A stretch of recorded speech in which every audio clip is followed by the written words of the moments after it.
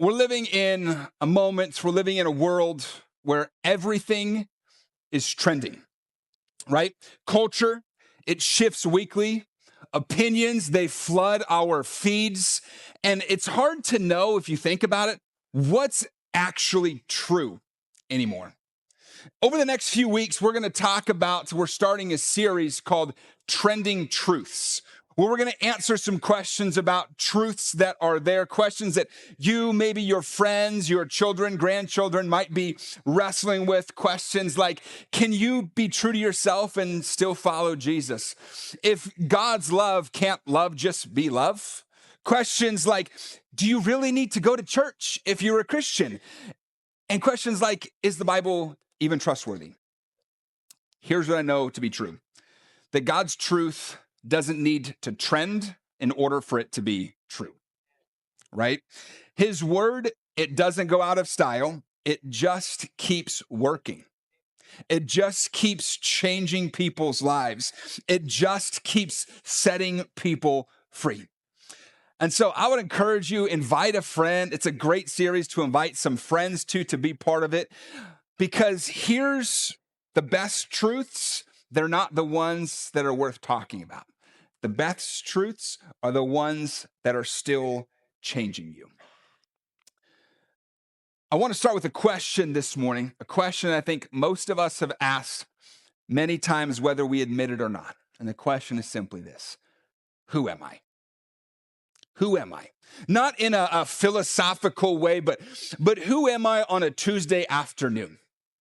Who am I on a Tuesday when life is hard, when work feels challenging, when my kids are driving me crazy? Who am I when I've been scrolling social media and the last 20 scrolls, I've seen people's perfect rendition of their perfect lives, and all I can think about is how come my life hasn't even established like that yet? And I'm wondering, am I the only one who hasn't figured things out? Who am I? Is there a version of me that's more real? Is there a version of me that I think that's out there, that's more whole, a version of me that's more free than the one that I'm living now? See, that question of who am I, it doesn't go away. That question, it just changes costumes over the years. Because in your 20s, that question, who am I, it sounds like this: what am I doing with my life? And in my 30s, it sounds like, is this actually it? In my 40s, in my 50s, it starts sounding like, how did I get here? And in my 60s and beyond, it gets quieter, but it gets heavier. It starts to sound like, did any of this matter? Who am I? And underneath all of it is the same thing: I'm looking for myself, and I'm not sure if I found myself yet. And our culture's got an answer for you. Our culture has an answer, and you've probably heard it many times, and it probably doesn't even register anymore. But the question that culture says is, and the thing that they say is, be true to yourself. Be true to yourself. Look inside, find your authentic self. And look, that sounds great on the surface. It sounds acceptable. It sounds like it makes sense. But here's the thing: nobody wants to be fake. So it sounds good. And so what we do is we buy in wholesale, wholeheartedly, not just a little bit. Because when you look around the world, we've built an entire civilization around that. Right? Think about it. Instagram, TikTok, personal branding, every single platform is built on this idea that the deepest version of you is hidden somewhere inside of you. And your job is to dig it up and to show the world. And yet, it's not working. It's not working. In 2025, Pew Research did a study, and they found that 25% of men between the age of 15 and 34, 25%, 15 years old to 34 years old, they felt genuinely lonely a lot the previous day. Lonely a lot. 25% of 15-year-olds to 34-year-olds felt genuinely lonely a lot the previous day. Study also found that 15% of men say that they have very few close friends. In fact, no close friends at all. 15% of men say they have no close friends at all. That's up from 12% from 1990. Church, we live in the most self-expressive era in human history, and yet the people of this era are lonelier than ever. Barna did a study that found that 70% of younger generations say that authentic self-expression is their top priority. Their top priority in life. My generation, Generation Z below me, their top priority, 70% of them, nearly 3/4, say their top priority is authentic self-expression. They took the map, they followed it, and guess what? They're still looking. They're still looking. Church, that's not a small crack in theory. That is a structural failure. Let me say it this way. The more aggressively that we chase our authentic selves, the more lost we seem to feel. Think about that. The more aggressively that we chase our authentic selves, who we think we're supposed to be, the more lost we seem to feel. There's a phrase that maybe you've heard it, maybe you've had it, but it's floating around social media these days. It's called main character energy. Main character energy. I want some main character energy. And the idea behind this is that you can be the hero of your own story. Now, I get the appeal to that. Like, who doesn't want to be the hero of their own story? Like, who doesn't want to be Iron Man in their own story, or Superman if you're a DC guy? Like, I get it. There's an appeal to that. But here's the thing that nobody's asking. The question that nobody is asking is this: what happens when the main character's story falls apart? A diagnosis, a relationship, a divorce, layoff. If your identity is a story that you constructed, that means you are one bad chapter away from a collapse. If your story, your identity is what you've constructed, you are one bad chapter away from collapsing. So here's the question that I want us to wrestle with today. Can you be true to yourself and still follow Jesus? Can you be true to yourself and still follow Jesus? And what if the self that you've been trying to be true to isn't actually the real you? Right? Because Jesus, think about this, Jesus walked into a world that was full of competing identities. Jesus walks into a world where Rome is there, religion is there, social status is there, and Jesus says something that is the most offensive thing you've ever heard, or it's the most liberating thing you've ever heard. Maybe what Jesus said is actually both of those things at the very same time. See, we're going to be in Luke chapter 9 today. And in Luke chapter 9, Jesus is standing not in a temple, not in a church. Jesus is standing in the shadow of Caesarea Philippi. Caesarea Philippi was this incredible place that was devoted to the god of Pan. There were temples and shrines to the god of Pan. There was a giant temple to Caesar Augustus that was there. There was all sorts of things. There were competing voices everywhere in this first century, and what was taking place as Jesus was about to share these words. See, Roman would say that Caesar is Lord. And then you've got the pagans who would say to follow your instincts. You've got the religious leaders of the day who are telling people to just try harder. And then Jesus, in the middle of all of it, says three things in one sentence. Verse 23 of Luke 9 says, if you want to be my follower, you must give up your own way, take up your cross daily, and follow me. He gives three commands, and he gives one road to do it. Three commands, one road. And notice how he opens this. He says, if you want to be my follower. I don't think that's very threatening. Sounds like an invitation to me. If you want to be my follower, it's an invitation. But the invitation has a cost, right? And Jesus, he doesn't hide the cost. He says you have to pick up your cross daily. Just a few verses earlier than this, Peter, he makes this incredible declaration, one of the most incredible declarations that Peter makes his entire life, when he looks at Jesus and he tells Jesus, "You are the Messiah sent from God." And Jesus' response was immediate to Peter. He says, "Yes, Peter, you're right." And then he goes on to say, here's what following the Messiah looks like. He says, the glory's coming, but the cross has to come first. See, church, the world says follow your heart, but God says your heart can't be trusted.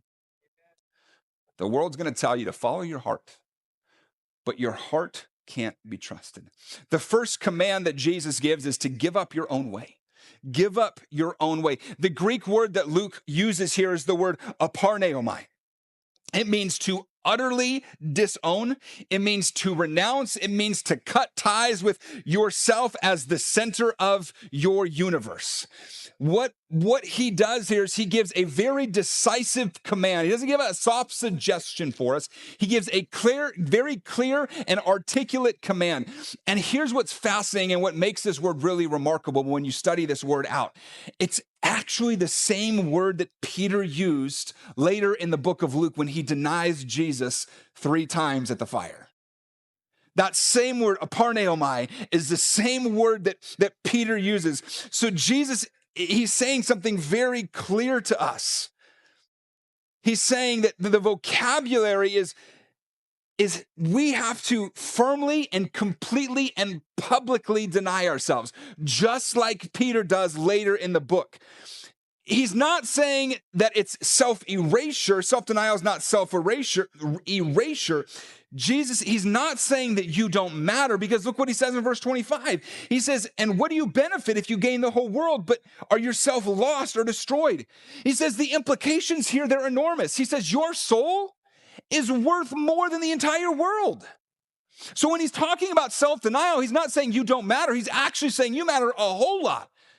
What he's saying is that the version of yourself that you've been constructing, the version of yourself that you've been protecting, that you've been managing, it's smaller than the one that he has in mind for you. So why would you deny yourself? Because Jeremiah 17 verse 9 says the thing that you're following is wrong. Jeremiah 17 verse 9 says this: "The human heart is the most deceitful above all things and desperately wicked. Who really knows how bad it is?" The human heart, the thing that we follow, is deceitful above all things. That Hebrew word that he uses here is a word for terminally ill. Like our heart is terminally ill. There's nothing on the inside that can fix us. That's what he's talking about here. Here's the thing. Let me say it this way. You can't fix a broken compass by following it more faithfully. You can't fix a broken compass by following it more faithfully. What you need is a different north to follow that compass. Let me put it in practical terms. You can't follow your heart if your heart is broken. Church, you can't follow your heart if your heart is broken. And Jeremiah, he says here in this passage, he says that your heart is broken. That's the foundation this whole message is built on. The self-expression project is broken not because authenticity is a bad idea. It's broken because the source material for the project is compromised. That heart that we've been told to follow is the same heart that keeps telling us to choose what feels good over what is good. That's the same heart that tells you just have one more drink. It's the same heart that tells you one more scroll, one more view is not going to do anything. It's the same heart that says one more compromise isn't going to matter because it's a little one anyways. And Jeremiah's diagnosis is the reason that Jesus gives the prescription for us. Identity isn't something you discover, it's something that God defines. Identity is not something that you can discover by looking internally, by being introspective, by talking and thinking and looking at what the world does. Identity is something that God defines. The second command that Luke gives here, or that Jesus gives us, is to pick up your cross, to take up your cross. And can I tell you, we have domesticated this phrase entirely.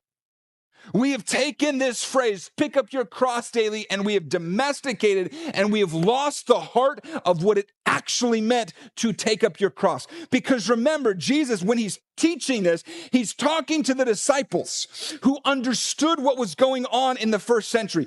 In the first century, men who were condemned were forced to carry their crossbeam through the city streets. And so they would carry this crossbeam to the execution site. It was designed to bring maximum public shame. So when Jesus says, take up your cross, the disciples knew he wasn't talking about picking up a piece of jewelry and putting it around your neck. He wasn't saying, grab your cross necklace, put it on, make it feel good about yourself. He's saying, when you take up your cross daily, there is a weight to it. It is difficult. It is hard. The disciples, they would hear this phrase and they could immediately, I'm sure, picture and imagine a man they'd seen walking through town with that crossbeam on his back, knowing that he had no future, that he wasn't writing his story anymore. And there's one word in here that Luke and Matthew don't, or that Matthew doesn't have, Mark doesn't have, but Luke adds it, and it's the word daily. He says, take up your cross daily. Which means for you and for me, taking up your cross is not a one-time altar moment experience. Taking up your cross is not something that we do one time. Taking up your cross daily, it is a disposition that we have. It is a posture that we return to every single morning, because every morning, you and I have the same choice. Pick up your cross or pick up where you left off building your own kingdom. Pick up your cross or pick up where you left building your own kingdom. Both of those require effort, but only one of them ends in life. Only one ends in life. Now, here's where it gets a little bit theologically fun for me, because in Romans chapter 12, verse 2, it says this, let God transform you. Let God transform you into a new person by changing the way you think. That word transform is the Greek word metamorpho, where we get our word metamorphosis from. It's the same word that Jesus uses when he's transfigured on the Transfiguration, where Jesus has his inner self blazed with glory through the outside. It's this incredible moment. And here's, when you look at this passage in Romans 12:2, the text, it is a passive text. It's a passive phrase, meaning the transformation is done to you and not by you. It says, let God transform you. It doesn't say you transform yourself. It says, let God transform you. You cannot metamorpho yourself any more than a caterpillar wills itself into becoming a butterfly. Think about that. Nobody has ever sat there and watched a caterpillar try harder to become a butterfly. You sit and you watch it crawl, hoping that one day it's going to become a butterfly. Now, what does a caterpillar do? It surrenders to the process. It surrenders to the process. It surrenders, and then it goes dark, and it emerges as something that nobody could have predicted. The most stunning transformation, one of the most stunning transformations in the universe, involves the least amount of striving. See, identity isn't self-constructed, it's spirit-shaped. It's shaped by God. This is exactly why this phrase, be true to yourself, will always come up short. Be true to yourself is always going to come up short, because when you dig for your identity by looking deeper into yourself, you're always working with the same broken raw materials. What you need isn't introspection. What you need is an encounter. Identity is not discovered. Identity is received. It is received, right? Because in Genesis chapter 1, we look at Genesis chapter 1 and what happens. In Genesis 1, it says humanity is made how? In the image of God. Humanity is made in the image of God. That's not self-determined. You were made, all of us were made in the image of God. We didn't determine that. It's how we were made. Isaiah chapter 43, verse 1, God says, I have called you by name, and you are mine. We're called by name. That name comes from the outside. God gives it to us. John chapter 1, verse 12 says, those who are received by Jesus have the right to become called children of God. The entire biblical story runs against this cultural assumption that your deepest self is buried inside, waiting for you to excavate it. C.S. Lewis, I think he said it best. He said, the more that we get what we now call ourselves out of the way and let God take us over, the more truly we become ourselves. Think about that. That is a very deep sentence that C.S. Lewis wrote. The more we get out of what we now call ourselves out of the way and let God take us over, we surrender to him, the more truly ourselves we become. That's not loss. That's finding. That's us finding. Real freedom isn't found in self-expression. Real freedom is found in surrender. It's found in surrender. The third command that Jesus gives is to follow me. And then Jesus drops one of the greatest paradoxes in this passage. He says, if you try to hang on to your life, you'll lose it. But if you give up your life for my sake, you will save it.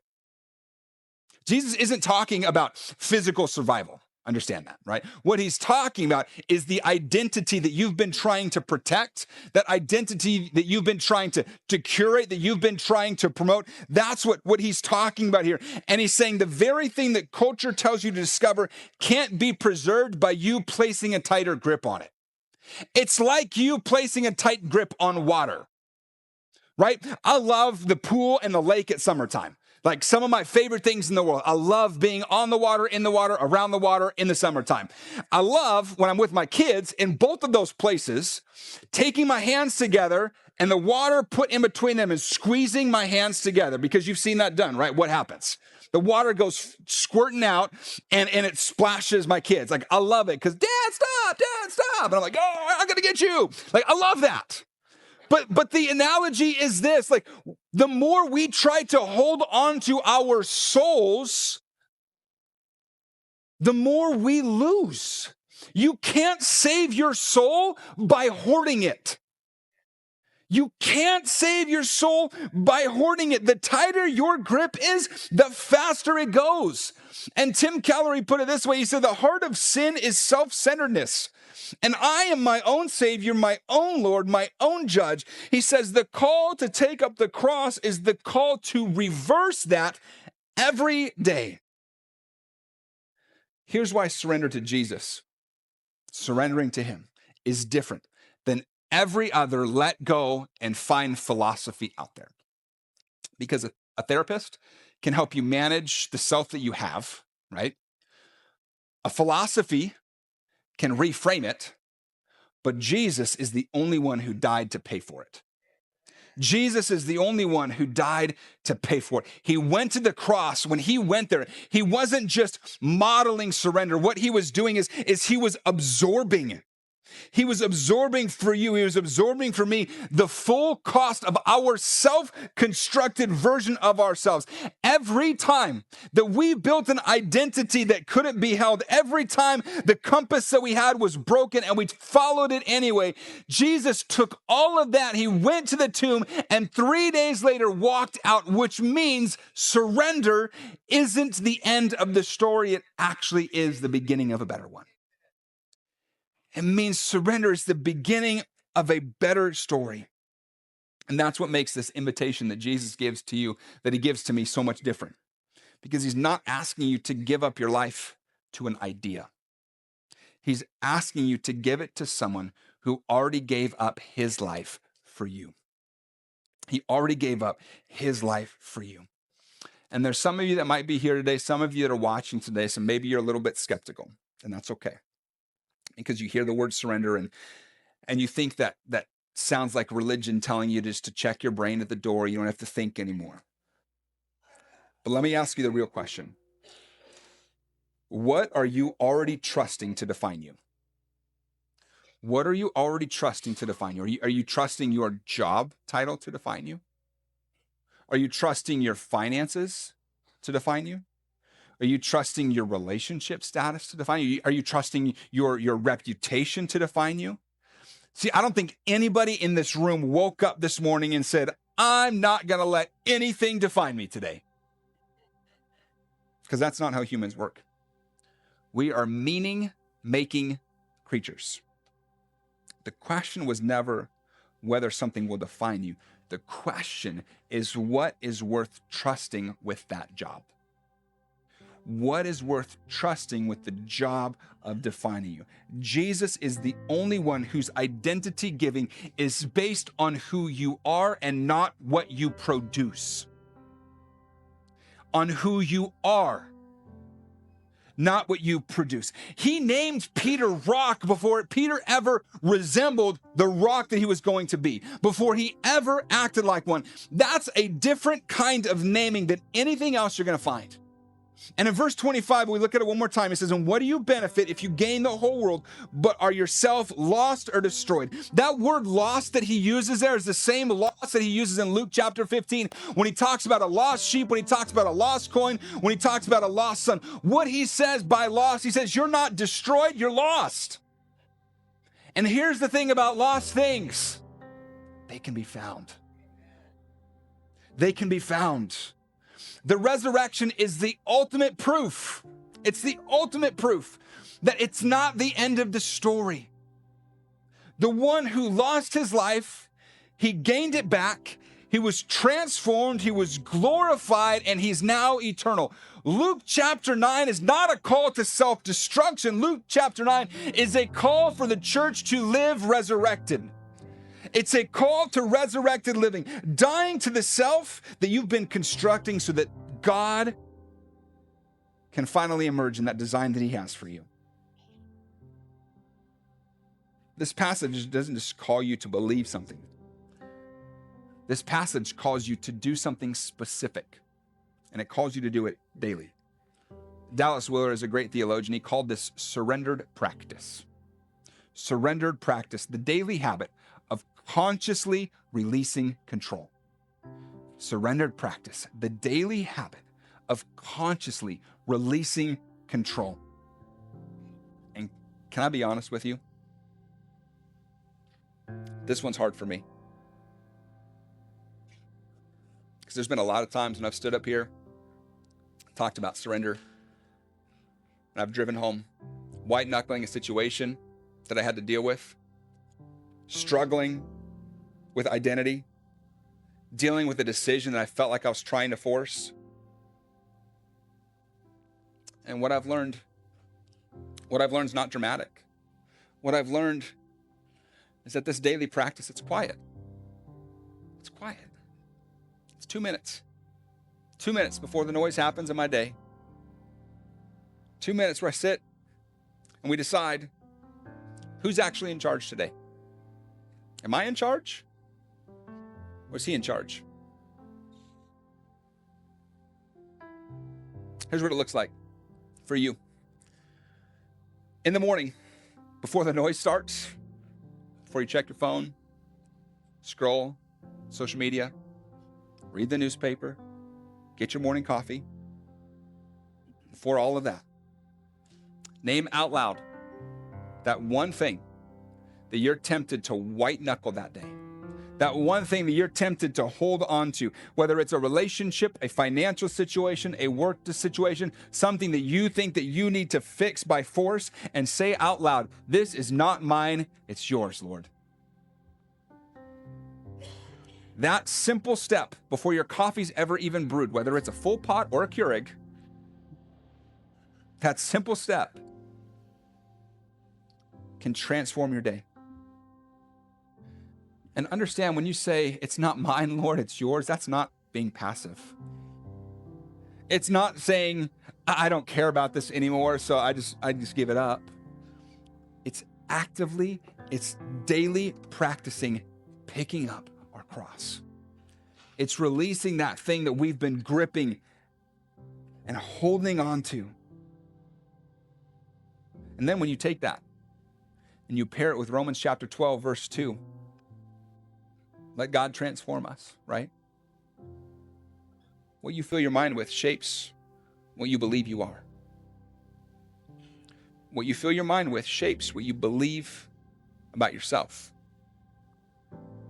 It's what you rehearse about yourself over and over through those things that we consume, every single day. So my question is, what's getting the most airtime in your head? What's getting the most airtime in your head? Culture's telling you that, you know what? You're not there yet. Or culture's telling you that you're messed up. And maybe today you watch people be baptized and there was something in you that stirred. I want to encourage you, lean into that.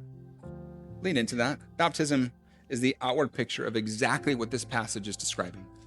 Exactly what this passage, that old self goes under the water. The new self comes up. It is a declaration, not that you've arrived. It's a declaration that you've surrendered. That's what it is. And I would encourage you, if that's a step that you've been putting off for a while, I encourage you, take that next step. June 7th is our next Baptism Sunday. We'd love for you to be part of it. The hardest thing that Jesus asks isn't to believe harder, it's to loosen your grip. The hardest thing that Jesus is asking you isn't for you to believe in him harder. The hardest thing is to loosen your grip.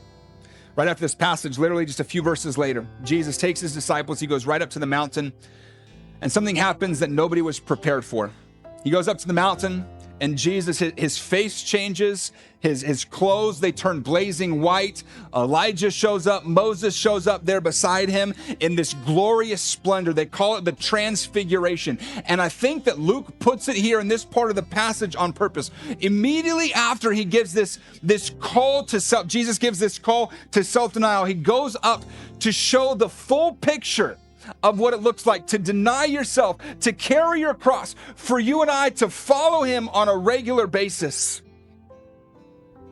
The cross isn't the destination, it's the road. And Jesus is offering a new way of being human. Not the way of the world, which tells you to grab whatever it is you can get, but the way of the kingdom, which says, give what you have and you will be given far more. So here's what I'm going to leave you with today. You came in today asking a question whether you knew it or not. And the question is this: who am I? And Jesus answered it. He didn't answer it with a formula. He answered that question with himself.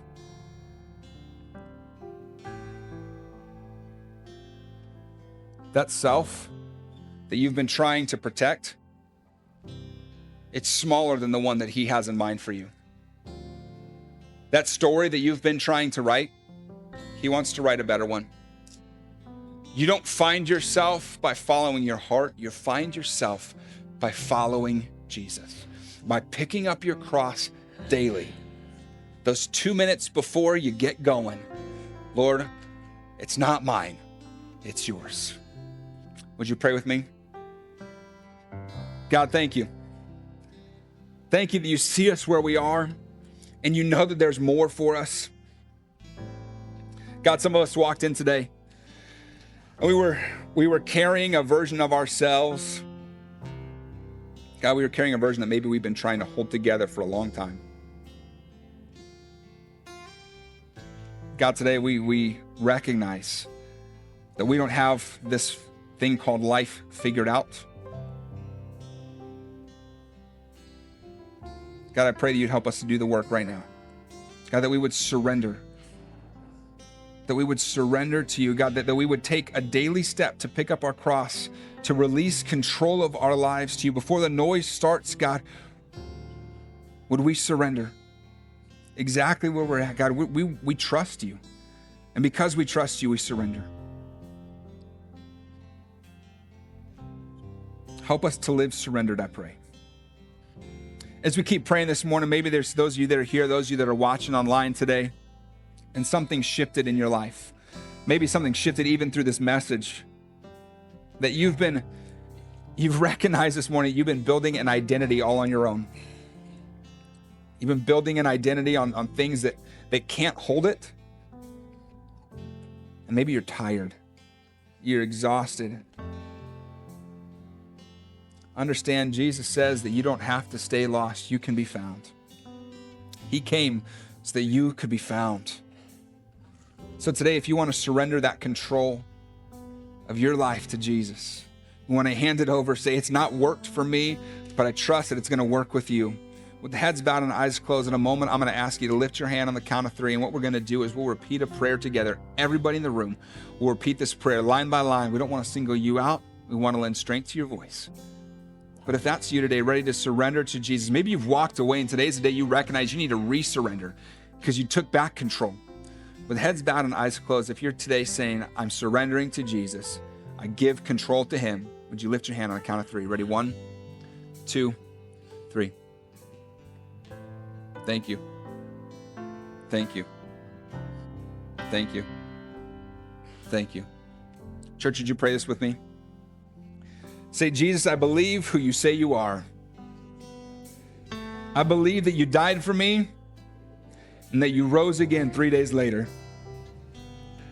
I've been living my life all for myself. And today, Jesus, I'm ready to stop. I ask you to forgive me, to save me. I give you my life, all of it, starting now. Thank you for saving me and for new life. In Jesus' name, amen. Church, can we celebrate with those who made that decision today?